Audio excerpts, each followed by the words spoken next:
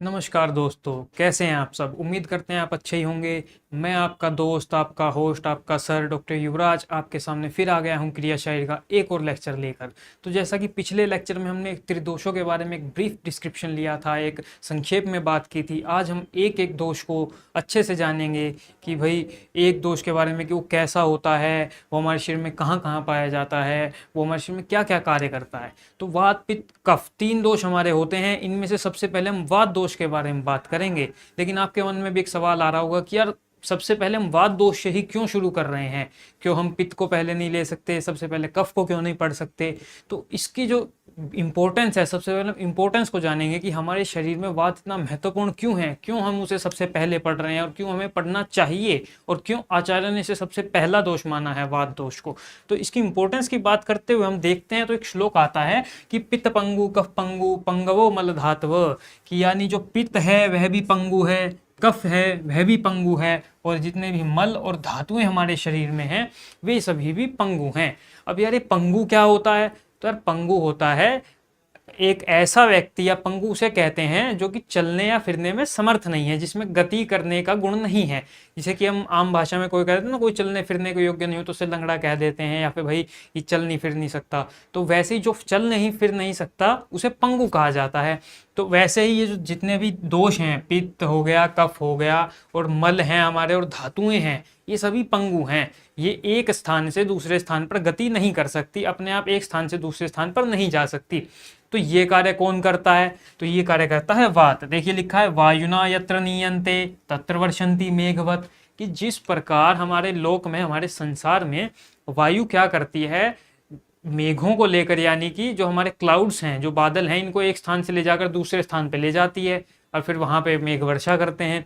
तो वैसे ही हमारे शरीर में जितने भी कफ है, पित्त है, और जितने भी धातुएं हैं, जितने भी मल हैं, इनको एक स्थान से दूसरे स्थान पर वात दोष लेकर जाता है। तो वात दोष की इतनी इंपॉर्टेंस है कि इसके बिना हमारे शरीर में किसी भी प्रकार की गति पॉसिबल नहीं है। जहां भी हमारे शरीर में किसी भी प्रकार की गति हो रही है, समझ लीजिए वहां पे वात दोष कार्य कर रहा है। बिना वात दोष के गति संभव नहीं है। अब हम वात दोष की निरुक्ति की बात करते हैं कि भाई वात दोष है, जो वात है कैसे बना, भाई वात शब्द इस दोष को कैसे मिला। तो ये शब्द मिला है वा गति गंधन्योर इति धातु। ये निरुक्ति आपको याद होनी चाहिए, बड़ी ही इजी है। वात दोष के बारे में पूछेंगे तो सबसे पहला कार्य होता है आपका उसकी निरुक्ति लिखना। छोटी सी निरुक्ति है वा गति गंधन्यो इति धातु, या फिर सिर्फ आप ये भी याद कर सकते हैं वा गति गंधन्यो इति धातु को भी आप छोड़ सकते हैं, कोई दिक्कत नहीं है। वा गति गंधन्यो आप एग्जाम में लिख के आए। अब इस वा गति गंधन्यो का मतलब क्या है। तो दरअसल जो वात दोष है वो गति का कारक है। गति यानी कि हमारे शरीर में जितनी भी मूवमेंट है सब गति का कारक है, जैसा कि मैंने अभी आपको पिछला श्लोक दे के बताया। अब है गंधन। गंधन का कार्य भी बात करता है। यार गंधन क्या होता है। गंधन का अर्थ होता है एंथुजियाज्म, किसी भी कार्य को करने के लिए जितनी भी प्रेरणा है वो सब वात देता है। वात के कारण ही हम किसी कार्य को करने के लिए प्रवृत्त होते हैं। तो वात क्या कार्य करता है, गंधन का कार्य करता है और गति का कार्य करता है, और यही इसकी निरुक्ति है। इसी कारण इस दोष का नाम वात दोष पड़ा। तो कभी भी निरुक्ति पूछेंगे तो आप लिखेंगे वा गति गंधन्यो, गति और गंधन के कारण। अब हम आगे चलते हैं। तो अब हम देखेंगे कि वात दोष जो है वो होता कैसा है, उसका स्ट्रक्चर कैसा है, वो दिखता कैसा है। तो आपने कभी वायु देखी है। वात क्या है, वायु ही तो है। क्या आपने कभी वायु देखी है। तो ठीक वैसे ही है, वात दोष है वो दिखता नहीं है। तो लेकिन अब हम उसे कैसे पहचानेंगे कि भाई यहाँ पे वात है, वात तो हमें दिख नहीं रहा। तो हम उसको कैसे पहचानते हैं, उसके कर्मों के द्वारा पहचानते हैं। जैसे इलेक्ट्रिसिटी है, बिजली है, बिजली हमें दिखती नहीं है लेकिन फिर भी हम पहचान सकते हैं कि यहाँ बिजली है। कैसे, हमने लाइट ऑन की तुरंत लाइट हो गई, उजाला हो गया, यानी कि हाँ बिजली है, उसका कर्म हमने देखा। हमने फैन ऑन किया, फैन चलने लग गया, यानी कि उस इलेक्ट्रिसिटी का, विद्युत का हम कर्म देख पा रहे हैं, विद्युत को नहीं देख पा रहे हैं। तो उसका कर्म देखकर हम ये अनुमान लगा लेते हैं कि यहाँ पर बिजली है, यहाँ पर विद्युत है। ठीक वैसे ही वात को हम नहीं देख सकते, इसलिए वात के कर्म को देखकर हम अनुमान करते हैं कि भाई हाँ यहाँ पर वात है। तो यही आचार्य कह रहे हैं कि अव्यक्त व्यक्त कर्मा च, यानी कि वात जो है वो अव्यक्त है।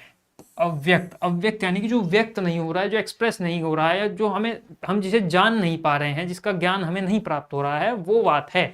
तो लेकिन व्यक्त कर्माचा, लेकिन उसके कर्म जो हैं वो व्यक्त हैं। उसके जितने भी वो फंक्शंस हैं, जितने भी कार्य हमारे शरीर में करता है, वो सब हम देख सकते हैं। तो उन्हें देखकर हम अंदाजा लगा लेते हैं कि हाँ भाई यहाँ पे वात है।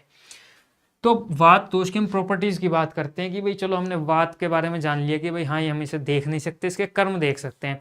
अब जितने भी कर्म होते हैं वो कोई भी हो इस संसार में वह अपने गुणों के कारण ही अपने कर्म को संपादित कर पाता है। कोई भी अपने कार्य करेगा वो अपने गुण के कारण कर सकता है। जैसे भाई कोई व्यक्ति पढ़ने में अच्छा है तभी वो पढ़ पाएगा, ठीक है। कोई व्यक्ति अपने मेहनत कर रहा है तभी वो जीवन में आगे बढ़ पाएगा, मेहनत करना उसका गुण है। कोई व्यक्ति भाई मैराथन रनर है तो वो रोज प्रैक्टिस करता है, प्रैक्टिस करना उसका गुण है, तभी वो अपने जो उसका लक्ष्य है, जो गोल्ड मेडल प्राप्त करना चाहता है उसे प्राप्त कर पाएगा। तो सबसे पहले हम इसलिए वात के गुणों की बात करेंगे कि वात में ऐसे क्या क्या गुण हैं जो हमारे शरीर में कर्म को, अलग अलग कर्म को संपादित करता है। तो सबसे पहले हम गुणों की बात करते हुए देखते हैं। तो ये श्लोक आपको याद होना चाहिए। देखो मैंने यहाँ पे 3 स्टार लगाए हैं, 3 स्टार दिख रहे हैं आपको। 3 स्टार का मतलब है भाई साहब बहुत इंपॉर्टेंट श्लोक है, आपको याद होना ही चाहिए। पेपर में आप लिख के आएंगे, इजी श्लोक है, छोटा सा श्लोक है, आप इसको लिखेंगे एग्जामिनर पे बड़ा अच्छा इंप्रेशन जाएगा, आपको अच्छे मार्क्स मिलेंगे। तो श्लोक कहता है कि तत्र रुक्षो लघु शीत खर सूक्ष्म चलो अनिल। अष्टांग हृदय सूत्र स्थान पहले अध्याय का श्लोक है। कह रहा है कि वायु जो है, वात जो है वो रुक्ष होता है। रुक्ष यानी कि रूखा सूखा होता है, यानी कि ड्राई होता है, सूखा। जैसे आप देखते हो ना हवा के कारण कोई चीज सूख जाती है तो उसको क्या कहते हैं, रुक्ष, रुक्षता आ गई भाई। किसी की स्किन होती है वो ड्राई स्किन होती है तो उसको संस्कृत में क्या कहेंगे कि इसकी स्किन तो रुक्ष है। तो वो जो रुक्ष गुण है वह वात के अंदर है। लघु, लघु यानी कि वायु जो कैसी होती है, वायु हल्की होती है, वायु में वजन नहीं होता। शीत, वायु जो होती है शीत होती है, ठंडे गुण वाली होती है। खरह, खर का मतलब है रफ होती है, मतलब स्मूथ नहीं होती वायु, रफ होती है बहुत। सूक्ष्म यानी कि बहुत ही माइन्यूट होती है। आपने देखा ना वायु के अंदर क्या होता है, वायु गैस होती है, गैस कितनी माइन्यूट होती है, उसमें आपस में जो होता है एटम्स के बीच में ना बहुत ज़्यादा स्पेस होता है, तो बिल्कुल माइन्यूट माइन्यूट एटम्स होते हैं उसके। तो ठीक वैसे ही है, वायु जो होती है सूक्ष्म होती है। चल, चल गुण वायु के अंदर पाया जाता है, यानी कि एक स्थान से दूसरे स्थान पर जा सकती है और चीज़ों को लेके भी जा सकती है चल गुण के कारण। तो तत्रुक्षो लघु शीत खर सूक्ष्म चलो अनिल। अनिल का अर्थ होता है वायु के, अनिल के बारे में बताया गया है। अनिल के यानी कि वायु के ये सभी गुण हैं। तो अब देख लीजिए क्या क्या गुण की हमने बात की। वायु रुक्ष होती है यानी ड्राई होती है, लघु होती है यानी लाइट वेट होती है, शीत यानी कि कोल्ड होती है, खर यानी कि रुक्ष होती है, सूक्ष्म यानी कि माइक्रो, माइक्रो लेवल पे यानी कि बहुत ही माइन्यूट लेवल तक काम कर सकती है वायु। चल गुण इसमें होता है यानी कि मूवमेंट का जो गुण है वो वात के अंदर होता है। अब हम आगे देखते हैं कि भाई इसमें और आचार्यों ने इसके बारे में क्या गुण बताए। तो आचार्य चरक कहते हैं कि रुक्ष शीतो लघु सूक्ष्म चलो अथ विशद खर विपरीत गुणे द्रव्येर मारुता संप्रशाम्यति। कि वायु जो है वो रुक्ष है, ठीक है, हमने बात कर ली थी अभी पीछे, अष्टांग हृदय भी यही कह रही है।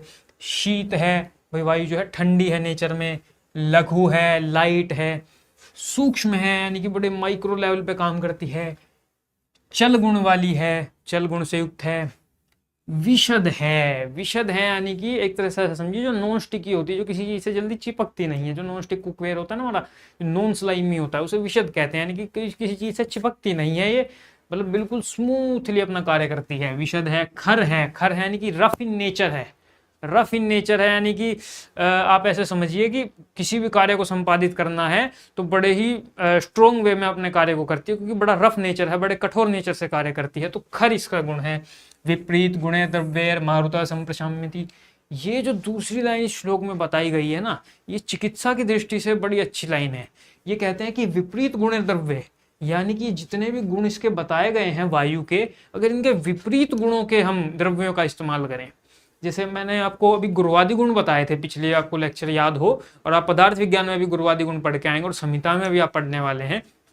तो आप जानते हैं कि जैसे रुक्ष है तो रुक्ष का विपरीत गुण कौन सा होता है, स्निग्ध हो गया। शीत है, शीत का विपरीत गुण कौन सा होता है, उष्ण हो गया। लघु है, लघु का विपरीत गुण क्या हो गया, गुरु हो गया। तो ऐसे ही जितने भी गुण बताए हैं, इन गुणों के अगर हम विपरीत द्रव्यों का प्रयोग करें, विपरीत गुण वाली औषधियों का प्रयोग करें, तो उससे क्या होता है कि मारुतः संप्रशाम्यन्ति, कि जो भी वायु हमारे शरीर में बढ़ी हुई है उसका शमन हो जाता है, वह शांत हो जाती है। क्योंकि जाहिर सी बात, हम अपोजिट चीज़ों का यूज करेंगे तो जो बढ़े हुए गुण हैं वो अपने आप ही शांत हो जाएंगे, उनमें कमी आएगी। तो ठीक यहीं पे यही बताया गया कि विपरीत गुण द्रव्य मारुता संप्रसाम्यति। तो हमने जाना कि बेचारे वाग्भट वायु के कौन कौन से गुण बता रहे हैं, आचार्य चरक वायु के कौन कौन से गुण बता रहे हैं। अब हम जानते हैं वायु के कुछ कार्मुक यानी कि रासायनिक गुण, जो खास गुण है इसके अंदर, आप ये लिखेंगे एग्जाम पर बहुत अच्छा इंप्रेशन जाएगा। तो 3 वायु के रासायनिक गुण हैं, कार्मिक गुण हैं, योगवाही, आशुकारी और अचिंत्य वीर्य। अब हम तीनों को समझते हैं कि 3 क्या हैं भाई, योगवाही, आशुकारी और अचिंत्य वीर्य।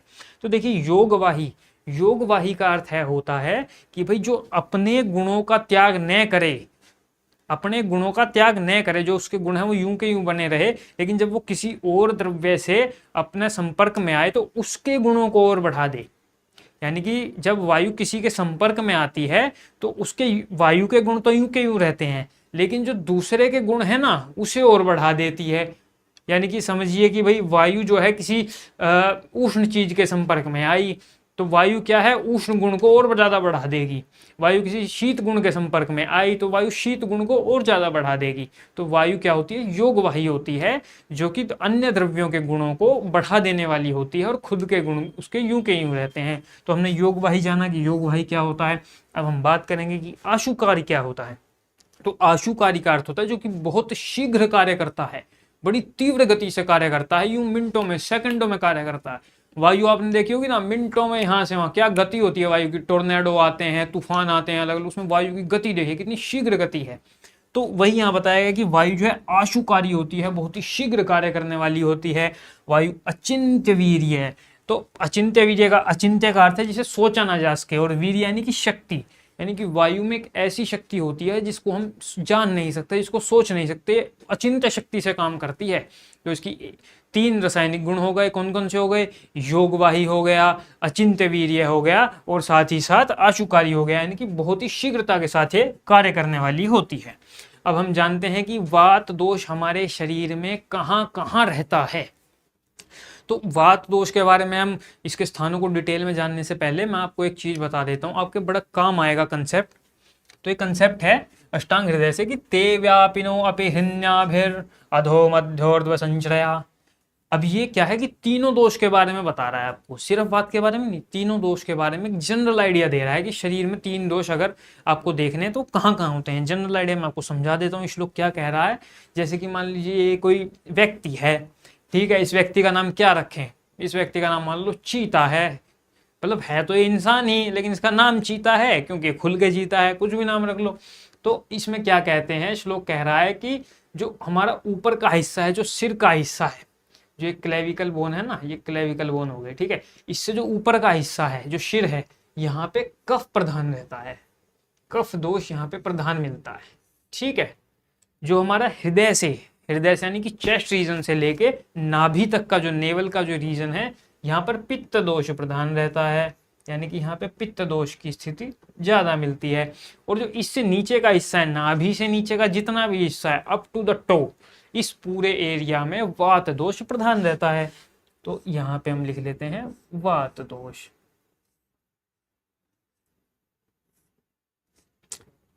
हाँ, वात दोष।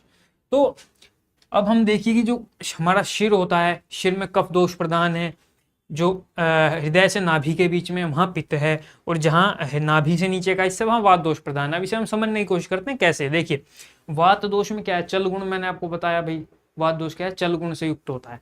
तो हम चलते कहाँ से हैं, पैरों से भाई, मूवमेंट बड़े एक्टिव रहते हैं हमारे पैर जो होते हैं ना, जो हमारा नीचे का हिस्सा बड़ा एक्टिव रहता है, और सारे शरीर का भार भी ये वहन करता है, जो पूरे बॉडी का वेट होता है वो हमारे पैरों पे ही होता है, तो मूवमेंट भी बहुत करते हैं। तो यहाँ क्या है, वात दोष प्रधान रहता है, जहाँ मूवमेंट ज्यादा होती है वहाँ वात दोष रहता है।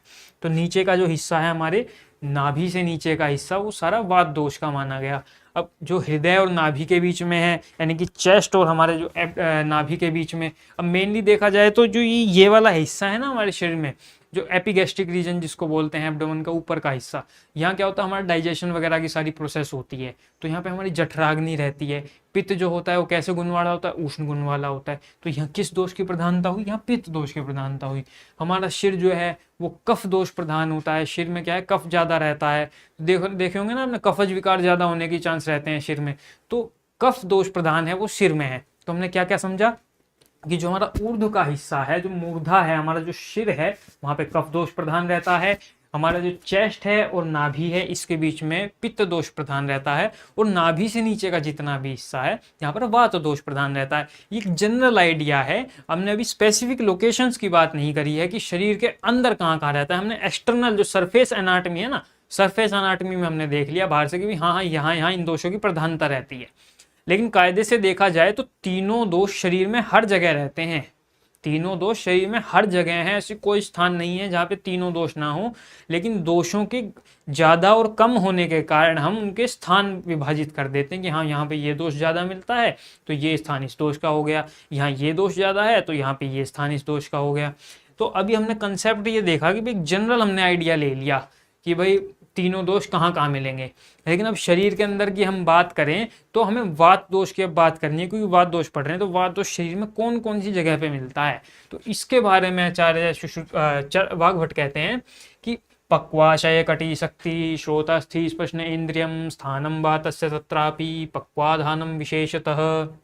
ये श्लोक आप याद कर लेना है, इस पर मैं स्टार मार्क कर रहा हूँ, बहुत इंपॉर्टेंट श्लोक है। अभी हम इसके बारे में इसका मतलब पढ़ते हैं कि कह क्या रहा है। तो ये कह रहा है कि पक्वाशय, पक्वाशय यानी कि लार्ज इंटेस्टाइन, जो हमारी इंटेस्टाइन हो गई वो पक्वाशय है। कटी, कटी यानी कि हमारी जो बैक हो गई, जो हमारा बैक का एरिया है, या पेल्विक गर्डल जिसको बोल लो, जो हिप बोन वगैरह का जो एरिया है, बैक जो हमारी है वह कटी कहलाती है संस्कृत में। पक्वाशय कटी शक्ति, शक्ति यानी कि जो हमारी थाइज हो गई, जो हमारा थाई का रीजन हो गया उसको शक्ति कहते हैं। श्रोत्र, श्रोत्र यानी कि हमारे जो ईयर्स हो गए, जो हमारे कान हो गए वह श्रोत्र कहलाते हैं। अस्थि यानी कि जितनी भी बोन्स हैं वहां भी वायु रहती है। स्पर्शनेन्द्रियम, स्पर्शनेन्द्रियम यानी कि वह इंद्रिय जो कि स्पर्शन, स्पर्शन से रिलेटेड है। स्पर्श किस पे करते हैं हम, ऐसी कौन सी इंद्रिय है जिसपे हम स्पर्श करते हैं, टच करते हैं, कौन सी हो गई, हमारी त्वचा हो गई। तो स्पर्शनेन्द्रिय का मतलब होता है त्वचा। यहाँ पे मैं लिख देता हूँ, आपको ईजी रहेगा समझने में। तो ये हो गई हमारी त्वचा। स्थानम वातस्य तत्रापि पक्वाधानम विशेषतः। तो अभी नीचे की लाइन कह रही है कि जो ऊपर हमने स्थान बताए, कौन से स्थान बताए, पक्वाशय बताया, कटी बताई, शक्ति, श्रोत्र, अस्थि और स्पर्शनेन्द्रिय यानी कि हमारी त्वचा। अब इन सभी स्थानों में से भी पक्वाधानम विशेषतः यानी कि जो पक्वाधान है, पक्वाधान का अर्थ होता है पक्वाशय, जो हमारी इंटेस्टाइन है, जो लार्ज इंटेस्टाइन है, वो विशेष स्थान है वात का। तो कौन से स्थान हमने गिन लिए भाई, पक्वाशय, कटी, शक्ति, श्रोत्र, अस्थि और स्पर्शन इंद्रिय यानी कि हमारी स्किन, हमारी त्वचा। अब इन सभी स्थानों में से जो पक्वाशय है, ये देखिए जो पक्वाशय है ये वात का विशेष स्थान है। इसको आपको जरूर लिखना है। अगर एग्जाम में वात के बारे में क्वेश्चन आ जाए तो उसके जब स्थान बताओगे तो पक्वाशय के आगे एरो डाल के लिख देना है कि ये वात का विशेष स्थान है। और श्लोक लिखोगे तो भाई बहुत बढ़िया। श्लोक क्या है, एग्जामिनर पे बहुत अच्छा इंप्रेशन देता है, और ज्यादा कोई मुश्किल नहीं है श्लोक याद करना। शुरू में क्या होता है, एक बार हमने याद किया, 2 बार किया, 3 बार किया, नहीं होता यार, ठीक है, कोई दिक्कत नहीं है, नहीं हो रहा ना। जैसे आप अखबार पढ़ते हो ना, अखबार की तरह इसको पढ़ो, बस पढ़ो, कोई दिक्कत नहीं है। इसको आप पढ़ो, 1 बार पढ़ो, 2 बार पढ़ो, 4 बार पढ़ो, 5 बार पढ़ो। जितना इसको पढ़ोगे ना, जितना रिपीट करोगे, ये आपको उतना याद होता जाएगा और आप इसको एग्जाम में लिख पाओगे। और एग्जाम में लिखोगे तो आपके मार्क्स और अच्छे आएंगे। तो ये श्लोक आपको याद होना ही चाहिए। पक्वाशय कटी शक्ति श्रोतस्थि स्पर्शन इंद्रियम स्थानम वातस्य तत्रापि पक्वाधानम विशेषतः। इसमें एक ही श्लोक में आपको सारे वात के स्थान मिल जाएंगे। अब हम आगे बढ़ते हैं। अब हम बात करते हैं कि और आचार्यों ने, यानी कि आचार्य चरक ने इसके बारे में और कौन से स्थान बताए हैं। तो आचार्य चरक कह रहे हैं कि बस्ती ही, बस्ती का अर्थ होता है जो हमारा यूरिनरी ब्लैडर है, जिसके अंदर यूरिन स्टोर होता है ना, हम यूरिनरी ब्लैडर पढ़ते हैं। तो यूरिनरी ब्लैडर को संस्कृत में बस्ती कहा जाता है। तो बस्ती, पुरीषाधानम, पुरीषाधान में यानी कि पुरीष यानी कि हमारा जो मल होता है, हमारा फीकल मैटर होता है, उसका स्थान। अब फीकल मैटर का स्थान कौन सा हुआ, रेक्टम हो गया, ठीक है, जो हमारा लार्ज इंटेस्टाइन का जो आगे का पार्ट होता है और रेक्टम होता है, सिग्मोइड कोलोन वगैरह होते हैं, तो वो सारा एरिया पुरीषाधान में आता है कि जहाँ पे हमारा मल रहता है। तो बस्ती ही, पुरीषाधानम, कटी ही, कटी हमने बात की, जो हमारी बैक, लोअर बैक का जो एरिया है वो कटी कहलाता है, जहाँ पेल्विक गर्डल भी बोल देते हैं। तो कटी ही, शक्तिनी, शक्ति क्या होता है, अभी हमने बात की थी, शक्ति होती है हमारी थाइज, जो हमारी थाइज का रीजन है वो शक्ति कहलाता है। पादावस्थिनी, पादावस्थिनी यानी कि पाद में स्थित। पाद क्या होता है? हमारे पैर, जो हमारे फुट हैं, हमारे लेग्स हैं, इनको पाद कहा जाता है संस्कृत में। तो पादावस्थिनी। पक्वाशयश्च, पक्वाशय यानी कि लार्ज इंटेस्टाइन, हमने बात कर ली थी, जो हमारी इंटेस्टाइन है पक्वाशय है, उसके अंदर भी ये रहता है। वात स्थानानि यानी कि ये सभी वात के स्थान हैं। तो क्या क्या हो गया? बस्ती हो गई, पुरीषाधान हो गया, कटी हो गई, शक्ति हो गई, पाद हो गए, अस्थि हो गई, पक्वाशय हो गया, ये सभी वात के स्थान हैं। और आगे क्या कह रहे हैं आचार्य? तत्रापि पक्वाशयो विशेषेण वात स्थानम।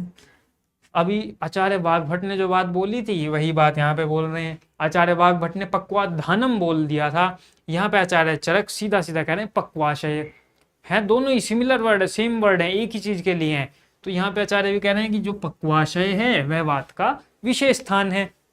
तब हमने देख लिए कि भी वात के कौन कौन से स्थान हैं और इनमें से विशेष स्थान कौन सा है। तो क्वेश्चन आ जाए तो आपने वात के सारे स्थान लिख देने हैं और पक्वाशय के आगे एरो लगा के लिखना है कि ये वात का विशेष स्थान है। और ये श्लोक आप डाल सकते हैं या इससे पहले जो हमने श्लोक पढ़ा वो भी डाल सकते हैं। अब हम आगे चलते हैं तो हम बात करेंगे कि हमारे शरीर में वात जो है वो क्या क्या कार्य करता है। हमने गुण पता कर लिए, भाई वात के ये गुण होते हैं। अब हम जानेंगे कि वात हमारे शरीर में क्या क्या कार्य करता है। तो देखिए वात क्या क्या करता है कि तम चला उत्साह उच्छ्वास निश्वास चेष्टा वेग प्रवर्तन सम्यक गत्या च धातूनाम अक्षाणाम पाटवेन च, कि हमारे शरीर में जो वात है वह उत्साह का कार्य करता है। उत्साह, जो हमारे अंदर एंथुसियाज्म है, एक्साइटमेंट है, वो वात के कारण आती है। वात क्या है? चल गुण वाला होता है, जितनी भी मूवमेंट्स हैं वो करवाता है। तो एक्साइटमेंट में हम क्या करते हैं भाई? मूवमेंट्स करते हैं, ठीक है, हम बहुत एक्साइटेड होते हैं किसी चीज को लेकर। तो जो एक्साइटमेंट हमारे अंदर आ रही है वो वात दोष के कारण आ रही है। उच्छ्वास निश्वास, उच्छ्वास निश्वास का अर्थ है कि जो हम एक्सलेशन और इनहेलेशन का कार्य कर रहे हैं, जो ब्रीदिंग प्रोसेस हो रही है, वो सब भी वात के कारण हो रहा है। देखो मूवमेंट हो रही है ना यहाँ भी, तो मूवमेंट तो वात करवाता है, तो ये भी वात के कारण हो रही है।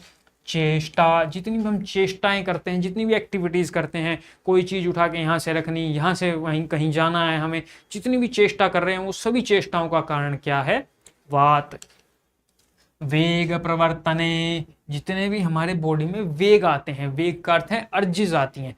फॉर एग्जाम्पल जैसे हम कई देर हो जाते हैं ना खाना नहीं खाया, तो हमें क्या होता है कि शुद्धा का वेग आता है। शुद्धा कहते हैं भूख को, यानी कि हमें हंगर होती है, जो हंगर की जो अर्ज आती है यही करता है। जैसे हमें भाई मल त्याग करना है, डेफिकेशन करना है, डेफिकेशन के लिए जो अर्ज आती है यानी कि वेग आता है, वह वेग भी कौन देता है? वायु के कारण होता है वह वेग भी। यूरिनेशन का जो हमें अर्ज होती है यानी कि वेग आता है, मूत्र का जो वेग आता है वह भी इसी के कारण होता है। तो वात क्या करती है? वेग प्रवर्तने, कि जितने भी वेग हैं, जितने भी हमारे नेचुरल अर्जिस हैं उनको यह परिवर्तन कराती है। सम्यक गत्या च धातूनाम, जितनी भी हमारी धातुएं हैं इनको सम्यक अवस्था में रखती हैं। भाई जितनी धातुएं हैं इनकी सारी एक्टिविटीज प्रॉपर होती रहें, ये कार्य वात का होता है। जब वात अपने बैलेंस स्टेट में है, सम्यक अवस्था में है, तब सम्यक गत्या च धातूनाम, की धातुओं को सम्यक अवस्था में रख रहा है। अक्षाणाम पाटवेन च, अक्ष क्या होता है? अक्ष के बारे में समझते हैं। देखो अक्ष, ये वर्ड आपने अभी नया सुना होगा। तो अक्ष का अर्थ होता है हमारी सेंसेस, हमारी इंद्रियां। जैसे हमारी आई हो गई, तो आई क्या है? अक्ष है। हमारे ईयर्स हो गए, श्रोत्रेंद्रिय है जिससे हम सुन रहे हैं, तो ये क्या है? अक्ष है। तो जितनी भी सेंसेस होती हैं वो अक्ष कहलाती हैं। मैं यहाँ लिख देता हूँ सेंसेस, अक्ष यानी कि सेंसेस। तो क्या करें? अक्षाणाम पाटवेन च, पाटवेन यानी कि पटुता, पटुता यानी कि कोई कार्य वो बहुत इजीली कर पा रही है, उसको कोई समस्या नहीं आ रही है। तो हमारी सेंसेस के जो फंक्शंस हैं उनको मेंटेन रखने का कार्य भी कौन कर रहा है? वात कर रहा है। और ये सब फंक्शन वात कैसे कर पा रहा है? क्योंकि उसके पास कौन कौन से गुण हैं? तत्रुक्षो लघु शीत खर सूक्ष्म चलो नील, है ना, अभी हम पढ़ के आए हैं। तो उन गुणों के कारण यह सब ये फंक्शन हमारी बॉडी में कर रहा है। ये किसने बताए हैं? अष्टांग हृदय में सूत्र स्थान में 11वें अध्याय के पहले श्लोक में बताए हैं, आचार्य वाग्भट के द्वारा ये बताया गया है। अब हम इसके और फंक्शंस को जानते हैं। तो आचार्य चरक क्या कहते हैं? आचार्य चरक कहते हैं कि उत्साह उच्छ्वासान ही श्वास चेष्टा धातु गति स्म सुमो मोक्षो गति मताम वायु कर्म विकारजम। आचार्य चरक भी सिमिलर ही बात कहते हैं कि भाई जो वायु है वो हमारे शरीर में उत्साह का कार्य करती है। जो हमने बात की थी एंथुसियाज्म, जो एक्साइटमेंट हमारी बॉडी में होती है, किसी काम करने को लेकर जो प्रवृत्ति होती है, जो हमारी इच्छा होती है, उत्साह होता है, सब वायु करवाती है। उच्छ्वास निश्वास, जितने भी ब्रीथिंग प्रोसेस है सेम बात बता रहे हैं चारे। चेष्टा, जितनी भी एक्टिविटीज हम कर रहे हैं सब वात के द्वारा हो रही हैं। धातु गति समा, जो धातुओं को जो सम्यक अवस्था में रख रही है वो भी वात रख रही है, धातुओं की जो मूवमेंट्स हो रही हैं वो भी सम्यक सब वात करवा रहा है। अब ये देखिए समो मोक्षो, यानी कि मोक्ष का कार्य है, यानी कि मोक्ष का मतलब ये नहीं कि वो मोक्ष ही दिलवा रही है हम, समो मोक्ष यानी कि जितने भी हम चीज़ों को बॉडी से बाहर निकालते हैं।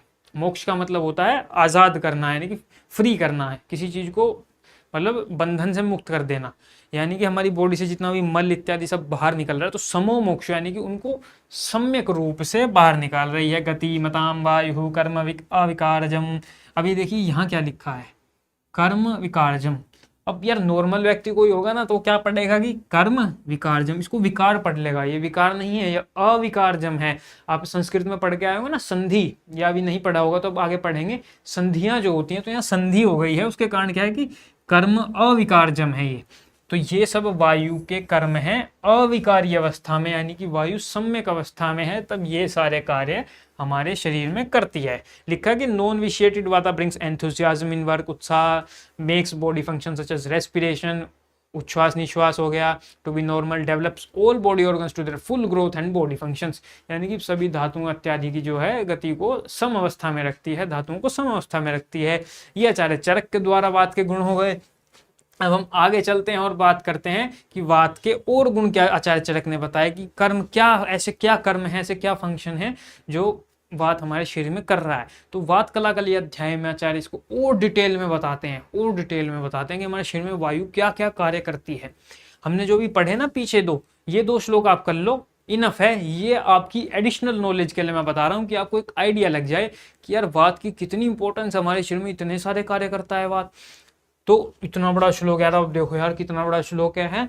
तो इसमें बताया कि वायु तंत्र यंत्र धर प्राणोदान समान व्यान अपानात्मा प्रवर्तक चेष्टानाम उच्चवचानाम नियंता प्रणयंता च मनस सर्वेन्द्रियाणाम उद्योजिका सर्वेन्द्रियाणाम अर्थ अभिवोड़ा। तो इस सारे बात के कर्म बता दिए गए हैं कि भाई वायु तंत्र यंत्र धर।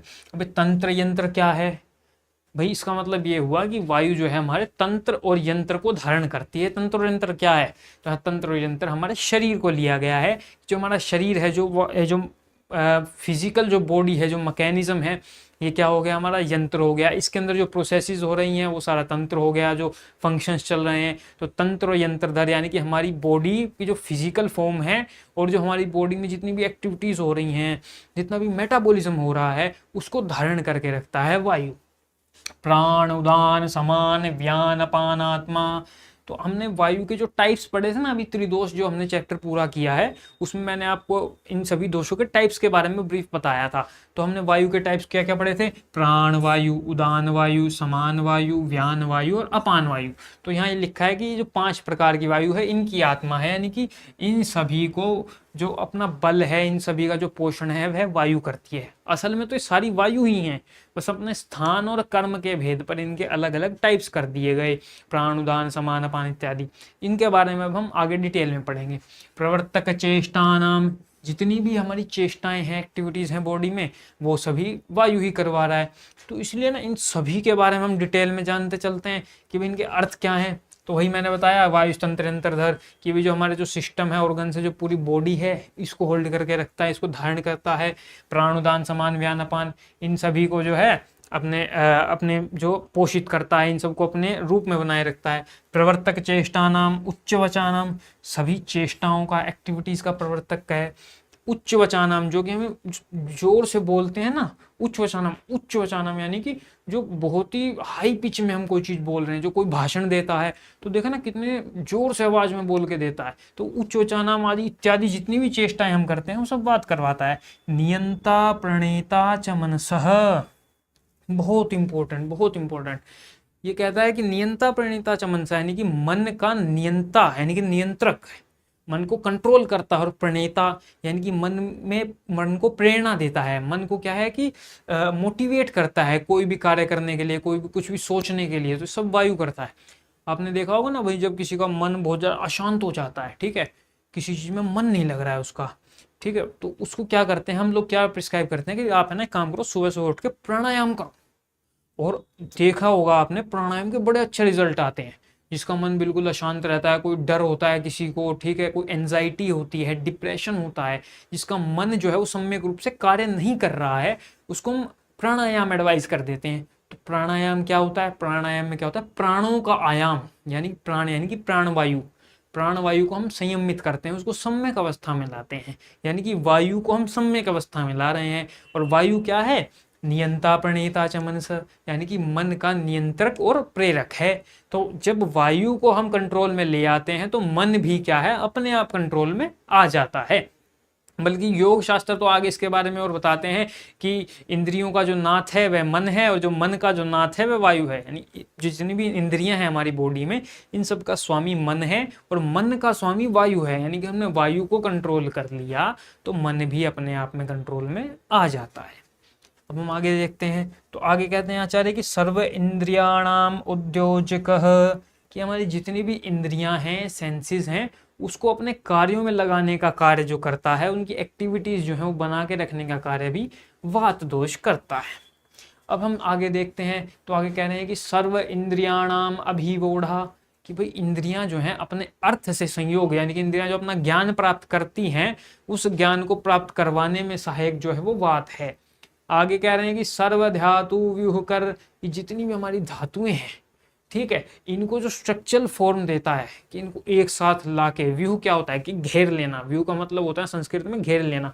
तो इन धातुओं को एक साथ एक रूप में लाने का कार्य भी वात दोष करता है। हम देखते हैं संधान कर शरीर से, यानी कि पूरे शरीर का संधान, संधान का अर्थ होता है जोड़ना, पूरे बॉडी को जोड़ के रखता है, एक स्ट्रक्चर में बाइंड करके रखता है, ये कार्य भी वात करता है।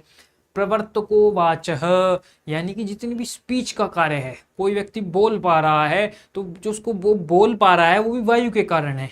भाई मॉडर्न में भी हम देखें तो हम कैसे बोलते हैं कि भाई हमारे जो लंग्स हैं उससे वायु जो है, विंड जो है, वो जो हमारा जो वॉइस बॉक्स है इससे होके गुजरती है, और इससे अलग अलग वाइब्रेशंस उत्पन्न होती हैं। वही बात आचार्य ने कह दी प्रवर्तको वाचः, यानी कि हमारी जो बोलने की क्रिया है इसका प्रवर्तन भी वायु करती है। प्रकृति ही स्पर्श शब्दयो, कि जितनी भी स्पर्श और शब्द की जितनी भी प्रकृति है, जो शब्द और स्पर्श जो हम महसूस कर पा रहे हैं, जान पा रहे हैं, वो सब भी वात के कारण हो रहा है। क्योंकि देखो स्किन जो होती है, स्किन के अंदर क्या है? वायु रहती है। क्यों हमने पढ़ा ना भी स्पर्शनेन्द्रियम, श्रोत्र में भी थी, पक्वाशय कटी शक्ति श्रोत्र, श्रोत्र मतलब ईयर्स हो गए, तो यानी कि ईयर्स से क्या हम प्रिसीव कर रहे हैं? शब्द को प्रिसीव कर रहे हैं। पक्वाशय कटी शक्ति श्रोत्र थी स्पर्शनेन्द्रियम, स्पर्शनेन्द्रिय यानी कि हमारी स्किन हो गई, स्किन से हम क्या जान पा रहे हैं? स्किन से हम टच यानी कि स्पर्श जान पा रहे हैं। तो वही बात यहाँ आचार्य कह रहे हैं कि प्रकृति ही शब्द स्पर्श, यानी कि शब्द और स्पर्श जो हैं उनको जानने का कार्य भी वात करवाता है। श्रोत स्पर्शनयोर मूलम, कि जो श्रोत रहेंगे, अब कान हो गए और जो हमारी स्किन हो गई, इनका मूल जो है, इनका जो रूट है, यानी कि इनके सारे कार्य भी करवा रहा है, और इनको उत्पत्ति में भी जो सहायक था वो वात ही था। तो वही बात यहाँ पे कह दी है। आगे चलते हैं, आगे कह रहे हैं हर्ष उत्साह और योनि, यानी कि जितने भी हमारे बॉडी के अंदर एक्साइटमेंट है, जितनी भी प्रसन्नता है, वो सब बात के कारण हो रही है। जितना भी हमारे करेज है, जो हमारे साहस है, उत्साह आ रहा है, वो सब ये करवा रहा है। समीरणो अग्नि, यानी कि अग्नि को स्टिमुलेट करता है। अग्नि को कैसे स्टिमुलेट करता है? आप जानते हैं कि जब कोई हम कहीं अग्नि जलाते हैं, फायर हम प्रोड्यूस करते हैं, तो फायर को जलने के लिए, कोई भी कंबशन प्रोसेस होने के लिए ऑक्सीजन चाहिए होती है। हम सब साइंस में पढ़ के आए हैं इस चीज़ को। तो ऑक्सीजन क्या है? वो भी तो वायु ही है। यानी कि वायु जो है अग्नि के जलने के लिए, अग्नि की स्थिति बनाए रखने के लिए बड़ी इंपॉर्टेंट है, उसके बिना अग्नि की स्थिति नहीं हो सकती। तो वही यहाँ कह दिया गया कि समीरणो अग्नि, यानी कि अग्नि को भी वायु स्टिमुलेट करती है, वायु ही बना के रखती है। दोष संशोषण, अब देखोगे ना आप कपड़े सुखा देते हैं, और जब हवा ज़्यादा चल रही होती है तो कपड़े तुरंत सूख जाते हैं। कैसे? वायु जो है शोषण का कार्य करती है, सुखा देती है। तो वही है कि ये दोषों को सुखा देती है, दोषों को एब्जॉर्ब कर लेती है। शेप्ता बहिर्मलानाम, कि जितने भी मल हमारी बॉडी में है उनको शरीर से बाहर निकाल देती है, बाहर अपने एक्सक्रीट आउट कर देती है। स्थूल अणु स्रोत साम भेता, यानी कि जितने भी ग्रोस हैं, मैक्रो हैं, और जितने भी स्थूल हैं, अणु हैं, अणु यानी कि माइक्रो, यानी कि छोटे और बड़े दोनों प्रकार के स्रोतसों को बनाने वाला वायु है। हम अभी पढ़ के आए थे ना, जब हमने स्रोतस शरीर पढ़ा था, स्रोतस वाला चैप्टर पढ़ा था, तो उसमें हमने देखा था कि उनकी उत्पत्ति कैसे हो रही है, तो वायु ही करवा रही थी अग्नि के साथ मिलकर उत्पत्ति। तो वही बात यहाँ बता दी गई है कि स्थूल और अणु स्रोतसों को भी वायु ही बनाती है। अब आगे देखते हैं, कृता गर्भ आकृति नाम, कि जो गर्भ है, गर्भ के अंदर जितनी भी आकृतियां हैं वो वायु बना रही है।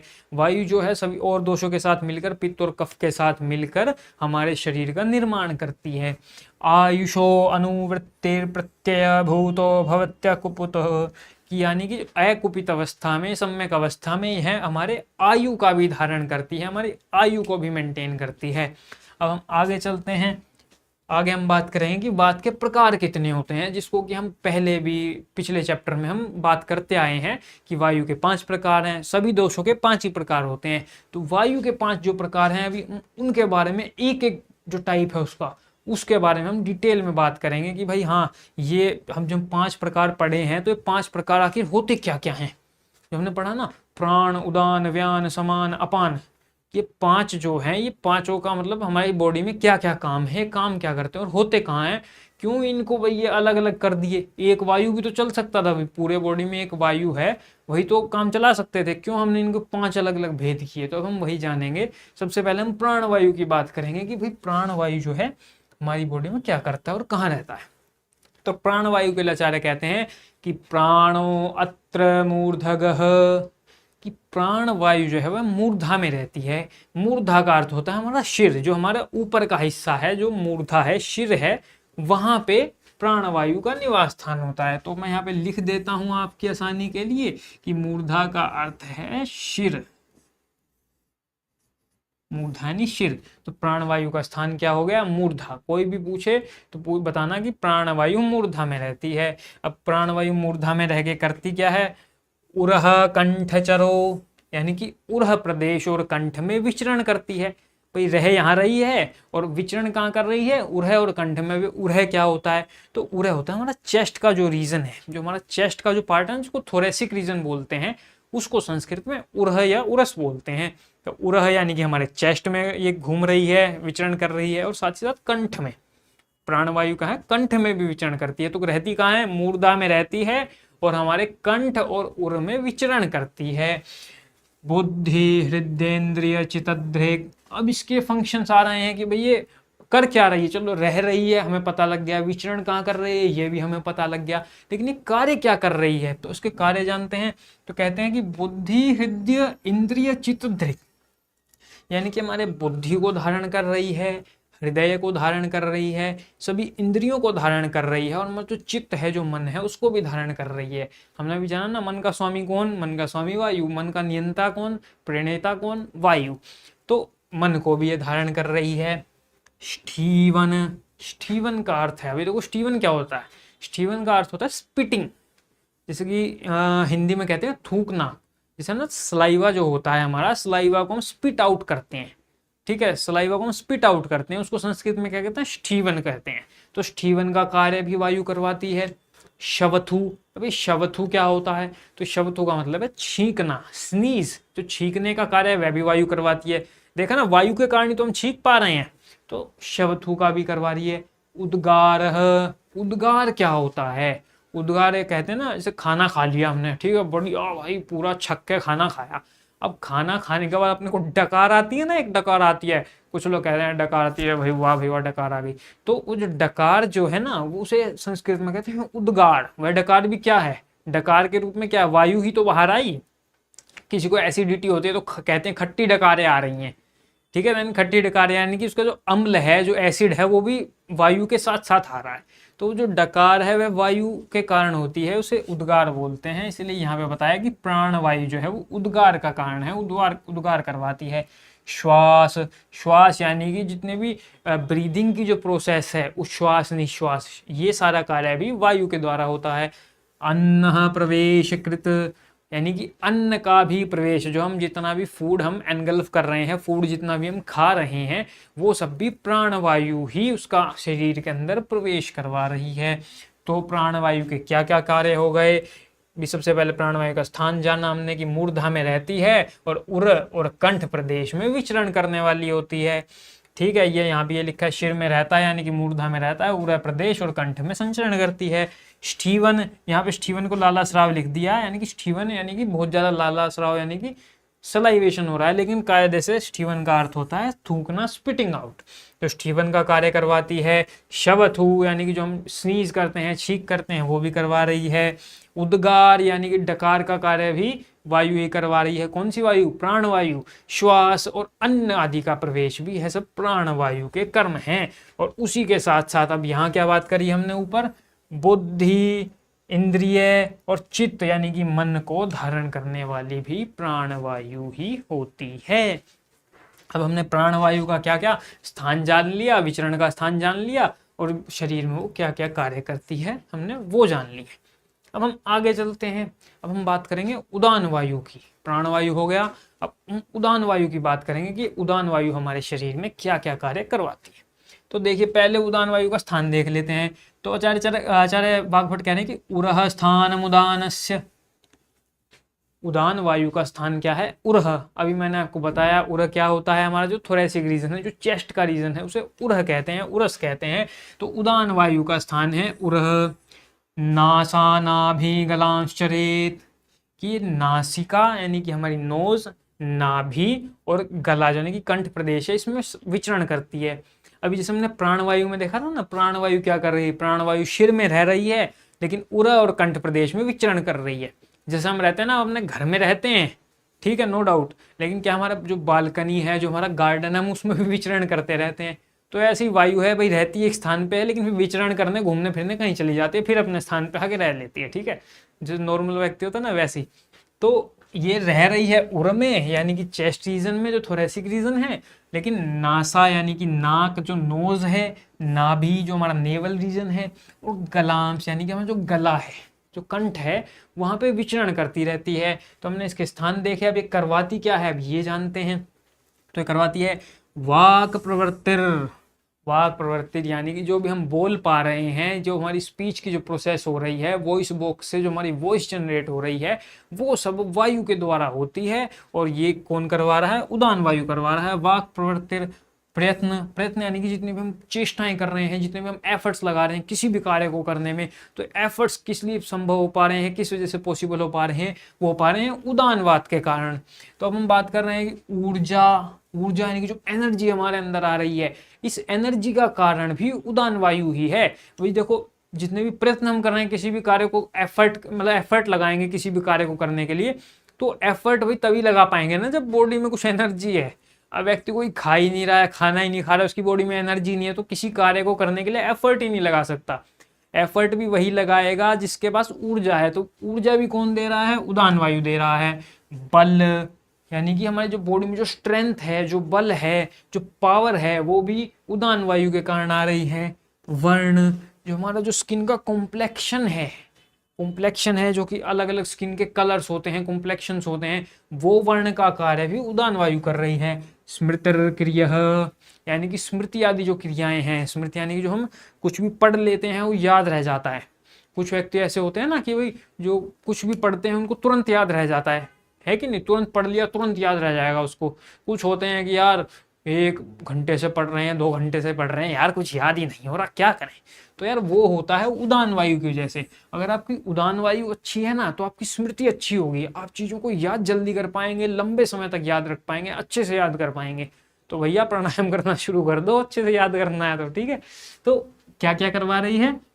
वाक प्रवृत्ति करवा रही है, जितने भी प्रयत्न हैं वो करवा रही है, ऊर्जा का कारण है, बल, वर्ण और स्मृति आदि क्रियाओं को भी उदान वायु करवा रही है। यही हिंदी में लिखा है कि उदान वायु का मुख्य स्थान उरस यानी कि चेस्ट है। यह नासा, नाभि एवं गले में संचरण करता है। बोलने की प्रवृत्ति, प्रयत्न, ऊर्जा, बल, वर्ण, स्मृति आदि कर्म का उदान वायु द्वारा ही संपादन किया जाता है। तो हमने प्राण वायु पढ़ा, उदान वायु पढ़ा। अब हम आगे चलते हैं और आगे बात करेंगे व्यान वायु की। तो व्यान वायु के बारे में आचार्य कह रहे हैं कि व्यानो हृदय स्थित कृत्सन देहचारी महाजव। अब इसकी लोकेशन बता दी कि व्यान वायु कहाँ स्थित है। तो व्यानो हृदय स्थित, यानी कि व्यान वायु जो है वो हृदय में स्थित है, जो हमारा हार्ट है ना वहां पे व्यान वायु स्थित है। और कहाँ, देखो हमने देखा ना पिछली दो वायु जो थी वो रह एक जगह रही थी लेकिन विचरण किसी और जगह जाके कर रही थी, है ना। जो प्राण वायु थी वो शिर में रह रही थी, लेकिन कहाँ, अपने कंठ में, और हमारा जो उरस है, जो चेस्ट रीजन है, वहां पे जाके विचरण कर रही थी। तो ऐसे ही व्यान वायु जो है वो रहती तो हृदय में है, लेकिन विचरण कहाँ करती है, विचरण करती है पूरे शरीर में। व्यान वायु जो है पूरी बॉडी में विचरण कर रही है। तो ऐसे कह रहे हैं व्यानो हृदय स्थित कृत्सन देहचारी, देहचारी यानी कि पूरी बॉडी में। अब देखो हार्ट में वायु रह रही है तो हार्ट तो यार सर्कुलेशन पूरी बॉडी में जा रहा है ना, सर्कुलेशन कौन करवा रहा है, व्यान वायु तो करवा रही है, यानी कि पूरी बॉडी में ही संचरण करने वाली जो होती है वो व्यान वायु होती है। व्यानो हृदय स्थित कृत संदेहचारी महाजवः, ये देखो ये जो वर्ड आया है यहाँ पे महाजवः, महाजवः का अर्थ क्या होता है भाई, ये वर्ड नया आ गया। तो महाजवय का अर्थ होता है जिसकी बहुत ज्यादा गति हो, बहुत तगड़ी गति वाली, जिसकी बहुत तीव्र गति जिसकी होती है ना, तो तीव्र गति वाली जो होती है वो महाजव कहलाती है। तो तीव्र गति वाली होती है हमारी व्यान वायु। तो यानी कि व्यान वायु हृदय में रह रही है और पूरे शरीर में विचरण कर रही है। और कैसे विचरण कर रही है, बहुत तीव्र गति के साथ विचरण कर रही है, बहुत स्पीड में विचरण कर रही है। अब इसके भाई कर्म आ जाते हैं, हमने इसका कैरेक्टर जान लिया भाई, बहुत तेज गति वाली है, रह कहाँ रही है, हृदय में रह रही है और पूरे शरीर में विचरण कर रही है। अब ये काम क्या क्या कर रही है, तो काम में बता रहे हैं कि गतक्षेप उत्क्षेप, गच्छेप उपक्षेप यानी कि किसी भी चीज को ऊपर ले जाना और नीचे ले जाना। जैसे हाथ है, हाथ को मैं ऊपर ले गया, हाथ को फिर मैं नीचे ले गया। तो गच्छेप और उत्क्षेप का जो कार्य है, उत्क्षेप का मतलब ऊपर की ओर, गच्छेप का मतलब नीचे की ओर। तो किसी भी अंग को ऊपर और नीचे ले जाने की जो क्रिया है वह भी व्यान वायु के द्वारा ही होती है। निमेश उन्मेष आदिकम, निमेश उन्मेष का अर्थ है पलकों को झपकाने की क्रिया, पलकों को बंद करने की और पलकों को खोलने की क्रिया जो है वो भी व्यान वायु के द्वारा ही हो रही है। प्रायः सर्वः क्रियास्तस्मिन् प्रतिबद्धा शरीरिणाम, कि हमारे शरीर में प्राय जितनी भी क्रियाएं होती हैं उन सब में कारण व्यान वायु ही है। अब देखो यार, व्यान वायु हमारे हृदय में रह रही है और पूरे शरीर में घूम रही है, यानी कि ब्लड का सर्कुलेशन भी तो वही करवा रही है। अगर ब्लड का सर्कुलेशन नहीं होएगा तो यार बॉडी की तो सारी क्रियाएं अपने आप ही रुक जाएंगी। तो इसको ऐसे समझने का प्रयास करो कि जैसे भाई ब्लड के सर्कुलेशन को व्यान वायु करवा रही है, और अगर वो रुक जाएगा तो भाई कोई सभी क्रियाएं नहीं होंगी, इसलिए सभी क्रियाओं का कारण व्यान वायु है।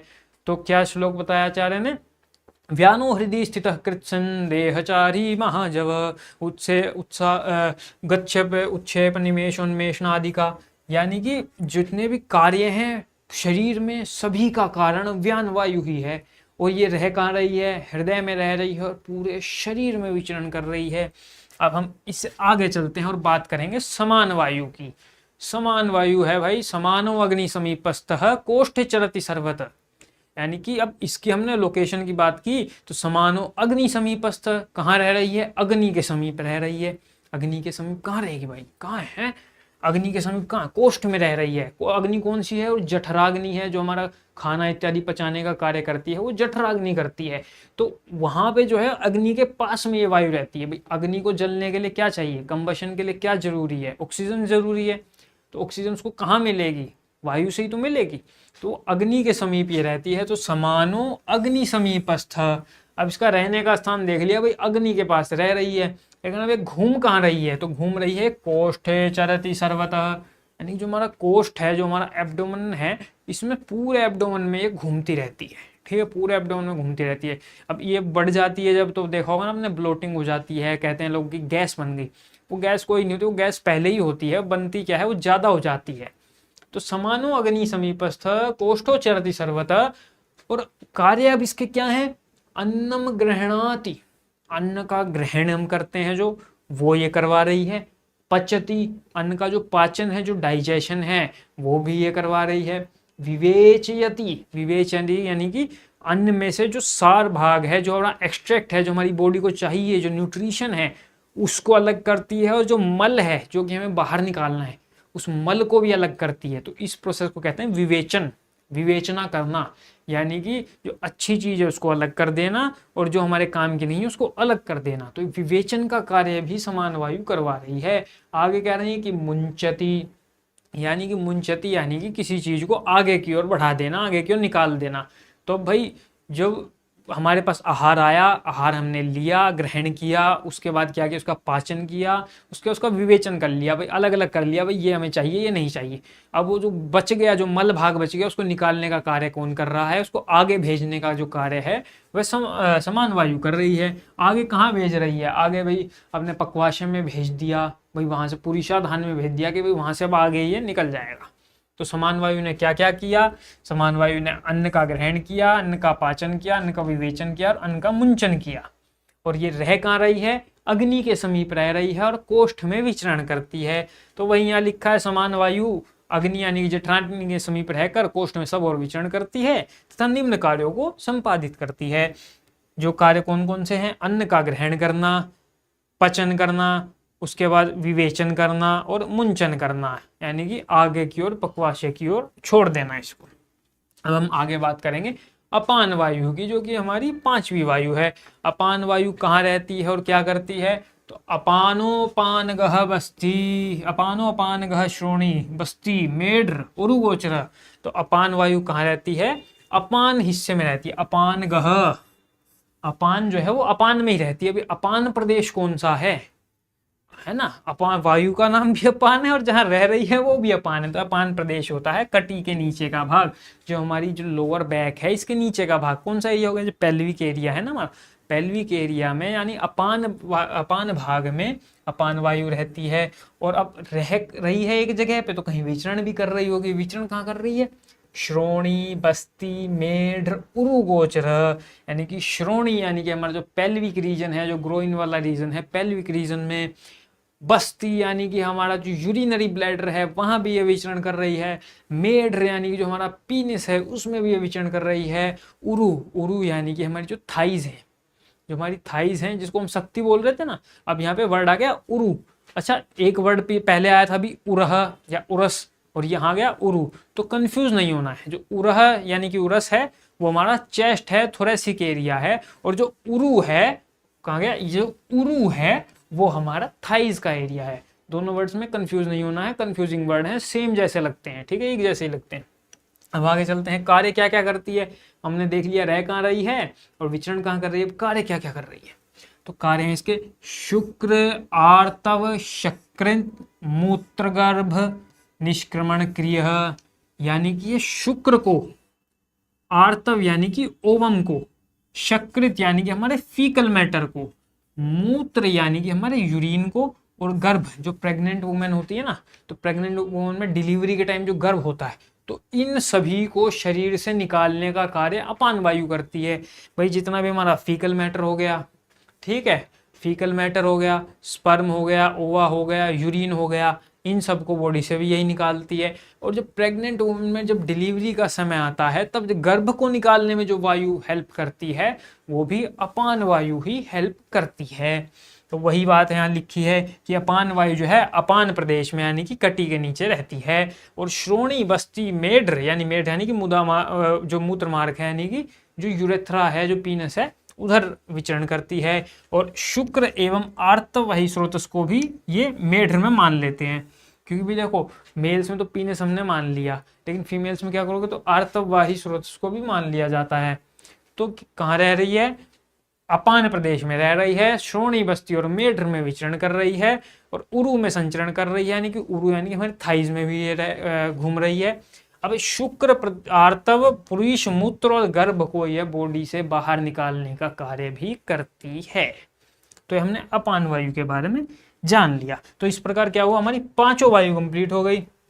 अब हम एक ब्रीफ ये डायग्राम बनाया आपके लिए। डायग्राम में देखो कि इसमें ना स्थान बता दिए हैं कौन कौन सी वायु है, कोई ब्रीफ जो है इंट्रो मिल जाएगा। तो प्राण वायु का देखो, प्राण वायु का यहाँ बताया हमने कि प्राण और उदान यहाँ रह रही हैं।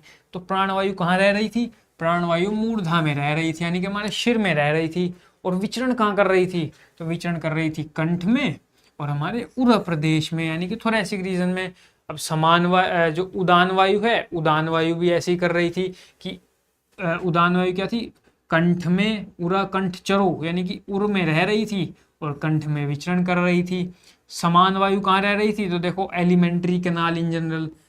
लेकिन हम जब टेक्निकल वर्ड की हम बात करेंगे कि कहाँ रह रही थी, सो समानो अग्नि समीपस्थ, अग्नि के समीप रह रही थी। और विचरण कहाँ कर रही थी, कोष्ठ है चरति सर्वथा, यानी कि जो पूरी एब्डोमिनल कैविटी है यहाँ पे विचरण कर रही थी। अपान वायु कहाँ रह रही थी, अपान वायु अपान प्रदेश में रह रही थी, यानी कि कमर के नीचे के भाग में यहाँ रह रही थी अपान वायु। और अब विचरण कहाँ कर रही थी, श्रोणी, मेढ, बस्ती, उरु आदि प्रदेशों में ये विचरण कर रही थी। तो इस प्रकार हमने देखा कि भाई ये सभी वायु हैं जो अलग अलग प्रकार की हैं, ये कहाँ रह रही थी और कहाँ विचरण कर रही थी। तो ये डायग्राम आपको बड़ा काम आएगा, आपको याद रखने के लिए एक मतलब ब्रीफ आपको आइडिया लग जाएगा इस डायग्राम से कि कौन सी वायु है वो कहाँ पे रह रही थी, उसका स्थान क्या क्या था। अभी हमने क्या किया, वात दोष के बारे में जाना, वात दोष के जो नॉर्मल स्थान है, जो कॉमन साइट्स हैं बॉडी में वो जानी, ठीक है। उसके अलावा वो हमारे शरीर में क्या क्या फंक्शंस कर रहा है वो जाने। उसके बाद हमने वात के प्रकार जाने, और फिर वात के जो प्रकार हैं अलग अलग है ना, 5 प्रकार की वायु है, ये कहाँ रहती है, कहाँ विचरण करती है और क्या क्या कार्य करवाती है ये जाना। और इस डायग्राम से हमने एक ब्रीफ डिस्क्रिप्शन भी ले लिया, एक ब्रीफ आइडिया भी ले लिया कि कौन सी वायु कहाँ कहाँ रह रही है। तो इसके साथ ही हमारा वात दोष का जो चैप्टर है ये पूरा होता है भाई। इसमें हमने वात दोष के बारे में डिटेल में बात की है। अब हमारे 3 दोष थे, वात, पित्त, कफ। अब वात दोष हो गया है, पित्त दोष की हम अगले लेक्चर में बात करेंगे। ये पूरा सिलेबस का पॉइंट है आपका वात जो है, तो इससे क्वेश्चन आएगा ही आएगा। तो हमने जो जो श्लोक आपको बताए हैं, जो जो इंपॉर्टेंट श्लोक हैं आपको याद करने हैं। अगर आप श्लोक लिखेंगे तो आपको बहुत अच्छे मार्क्स मिलेंगे। और नहीं हो पा रहे हैं अगर, भाई देखो सबसे नहीं हो पाते यार, हम मानते हैं, ठीक है, हमसे भी नहीं होते कुछ श्लोक, तो नहीं हो पा रहे हैं तो कोई दिक्कत नहीं है, हिंदी में याद करो आप उसको, कोई दिक्कत नहीं है। क्वेश्चन कैसे आ सकता है, क्वेश्चन मान लो पूछ लिया, एमसीक्यू में पूछ लेते हैं कि भाई इनमें से कौन सा वात का प्रकार नहीं है, तो क्या करेंगे, प्राण दे देंगे, उदान दे देंगे, समान दे देंगे और तर्पक दे देंगे। तो फिर आप क्या कहोगे, यार प्राण भी वायु है, उदान भी वायु है, समान भी वायु है, ये तर्पक वायु नहीं लग रहा, तो आप चौथा ऑप्शन टिक कर दोगे कि हाँ तर्पक वायु नहीं है। अब आगे कोई क्वेश्चन आ गया कि भाई मान लो पूछ लिया कि भाई शुक्र, आर्तव, गर्भ इत्यादि को शरीर से बाहर निकालने के लिए कौन सी वायु उत्तरदायी होती है, कौन सी वायु जिम्मेदार होती है, रिस्पॉन्सिबल होती है। अब ऑप्शन में 4 वायु दे देंगे, तो आप याद करोगे यार ये गर्भ, मूत्र, शुक्र आदि को तो अपान वायु निकाल रही थी, तो आप देखोगे ऑप्शन में अपान वायु कहाँ है, जहाँ अपान वायु मिलेगा वहीं अपान वायु का आप टिक कर दोगे और आपका क्वेश्चन जो है बिल्कुल सही चला जाएगा। 5 नंबर में भी ये क्वेश्चन आ सकता है कि भाई वायु के बारे में संक्षेप में वर्णन करें, तो अब वायु के बारे में, वात के बारे में बताओगे तो वहाँ पे इनकी क्या है 5 टाइप लिख देना, उनके बारे में थोड़ा थोड़ा लिखते हैं ना, 5 नंबर में आपको आराम से मार्क्स मिल जाएंगे। 10 नंबर में क्वेश्चन आ गया तो फिर आपको पूरा ये जो डिटेल में मैंने आपको बताया ना ये सब बताना पड़ेगा। पहले वात के बारे में बताना पड़ेगा, ठीक है, वात की इंपॉर्टेंस बतानी पड़ेगी, फिर वात के जो स्थान हैं, फिर वात के जो कर्म हैं, कितने सारे कर्म हमने आपने देखे, ठीक है, आचार्य चरक ने जो वात कला के अध्याय में बताए थे तो कई सारे कर्म बता दिए, तो वो सारे कर्म के बारे में आप बताओगे। फिर वात की जो टाइप्स हैं उनको बताओगे भाई, फिर उन टाइप्स के भी और बारे में भी, एक एक के स्थान, एक एक के कर्म, इस तरह बताओगे तो आपको 10 मार्क के क्वेश्चन में अच्छे मार्क्स स्कोर होने के चांस रहते हैं, अच्छे मार्क्स मिलेंगे। और श्लोक लिख के आओगे तो बढ़िया मार्क्स लेने से आपको कोई नहीं रोक सकता, अगर आपने बिल्कुल सही श्लोक लिखा है और श्लोक के साथ एक रेफरेंस लिखी होती है। जैसे मैं आपको दिखाता हूँ, तो जो श्लोक आपने पढ़े हैं ना यहाँ पे, तो इनके साथ एक रेफरेंस लिखी होती है। जैसे कि ये श्लोक देखिए आप, तत्रुक्षो लघु शीता खर सूक्ष्म नील, तो ये देखो यहाँ एक रेफरेंस लिखी है, अष्टांग हृदय सूत्र स्थान, पहले अध्याय का 11वां श्लोक, दिख रहा है आपको रेफरेंस। तो ये जो रेफरेंस होती है ये लिखना भी बहुत जरूरी होता है। मान लो आपने श्लोक पूरा सही लिखा, नीचे रेफरेंस गलत लिख दी तो पूरा श्लोक गलत माना जाएगा। नीचे आप रेफरेंस लिखना भूल गए तो उसके भी मार्क्स कट सकते हैं। तो अगर आपने वात के बारे में पूरा अच्छे से डिफाइन करा है, उसमें श्लोक लिखे हैं और श्लोक की रेफरेंस ये याद रखनी होती है, बहुत इंपॉर्टेंट होती है रेफरेंस। तो रेफरेंस भी अगर आपने सही लिखी है, देखो अभी आपको दिक्कत आएगी रेफरेंस याद करने में, लेकिन जैसे जैसे आप फर्स्ट ईयर से सेकंड ईयर में आओगे, थर्ड ईयर में आओगे, तो आपको यूं रेफरेंस याद होंगे, यूं चुटकियों में। कैसे, आप एक एक चैप्टर पढ़ा होगा आपने, आपको याद होगा कि कौन सा चैप्टर कौन सा है, किस चैप्टर में क्या बताया गया है। अभी तो देखो आप ये अष्टांग हृदय में पढ़ोगे, चरक के जो चैप्टर हैं वो आप नेक्स्ट ईयर पढ़ोगे, तो उससे क्या है कि आपको अंदाजा रहेगा कि हाँ ये श्लोक इस चैप्टर का है, आप तुरंत रेफरेंस लिख दोगे। लेकिन फिलहाल अभी के लिए आपको ये रेफरेंसेस याद करनी होंगी श्लोक के साथ, नंबर याद कर लेना कि भाई हाँ इस नंबर का चैप्टर था, इस नंबर का श्लोक था। तो रेफरेंसेस के साथ आप श्लोक लिखोगे तो आपको well and good marks examiner जो है देगा, और एग्जामिनर पर इंप्रेशन भी अच्छा पड़ता है। एग्जामिनर कई बार कहता है ना भाई श्लोक लिखा है तो चलो सब सही लिखा है, वो तुरंत चेक कर देता है कि भाई हाँ भाई इसने तो सब सही लिखा है। वो नीचे भी नहीं पढ़ता है बहुत बार, तो ऊपर देखेगा हाँ ऊपर श्लोक लिख रखा है इसने, रेफरेंस भी सही डाल रखी है, टिक टिक टिक, चलो हाँ इसने। जब श्लोक इसको पता है तो उसकी हिंदी तो इसको पता ही होगी, उसको सारा आपने डिफाइन कर देना और पॉइंट बना के लिखना है। श्लोक लिखा ना आपने तो श्लोक के नीचे क्या पॉइंट बना के लिख दो, उसको जो जो चीजें उसको अंडरलाइन कर दो। तो इससे क्या है आपको मार्क्स लेने में और आसानी होती है। तो इसके साथ हमारा जो वात था, जो वात चैप्टर था वो कंप्लीट होता है। इसमें हमने वात दोष के बारे में पूरा जाना, वात के कर्म स्थान इत्यादि जाने, वात की इंपॉर्टेंस क्या है हमारी बॉडी में ये भी जाना, और साथ ही साथ वात के सभी प्रकारों के स्थान, विचरण कहाँ करते हैं, क्या क्या वो कार्य हमारे शरीर में कर रहे हैं, इन सब के बारे में हमने जाना। अब हम अगले लेक्चर में बात करेंगे पित्त दोष के बारे में, जो हमारा दूसरा दोष है ना पित्त, वात पित्त कफ हो गए, तो पित्त दोष की हम बात करेंगे कि अब इस वैसे ही जैसे इसकी बात की ना वैसे ही पित्त दोष है हमारे शरीर में कहाँ होता है, क्या क्या कार्य करता है, क्या क्या उसके प्रकार होते हैं, वो प्रकार कहाँ कहाँ हमारे शरीर में मिलते हैं, कैसे कैसे वो कौन कौन से कार्य हमारे शरीर में करवाते हैं। तो ये था हमारा वात दोष, बड़ा इंपॉर्टेंट दोष है, क्वेश्चन आता ही आता है, दोष से क्वेश्चन तो आ ही जाता है एग्जाम में, ठीक है ना। तो बहुत इंपॉर्टेंट है, दोष के बारे में आपको पता होना चाहिए, और एग्जाम पॉइंट ऑफ व्यू से भी, क्लिनिकल पॉइंट ऑफ व्यू से भी। आगे आप अगर आयुर्वेद की प्रैक्टिस करेंगे तो आयुर्वेद प्रैक्टिस में क्या है, ये दोषों को ही तो देख के अपन चिकित्सा कर रहे हैं, दोष को देख के, गुण को देख के, महाभूत आदि को देख के चिकित्सा करते हैं। तो दोष के बारे में हमको पूरा पता होगा ना तो आप तुरंत देख के बता दोगे हाँ यहाँ ये दोष घट रहा है, यहाँ दोष घट रहा है। आगे हम आने वाले चैप्टर में ना इन दोष के वृद्धि और क्षय लक्षणों की भी बात करेंगे, ठीक है, डिटेल में पूरा है। आपके नए एनसीईआरटी के सिलेबस में एक एक पॉइंट को देखा जा रहा है और हम हर पॉइंट को कवर करते चल रहे हैं। तो वात दोष को पढ़ लेना यार, ठीक है। तो इसी के साथ आपका वात दोष खत्म होता है यहाँ पे। तो तब तक के लिए बहुत बहुत धन्यवाद।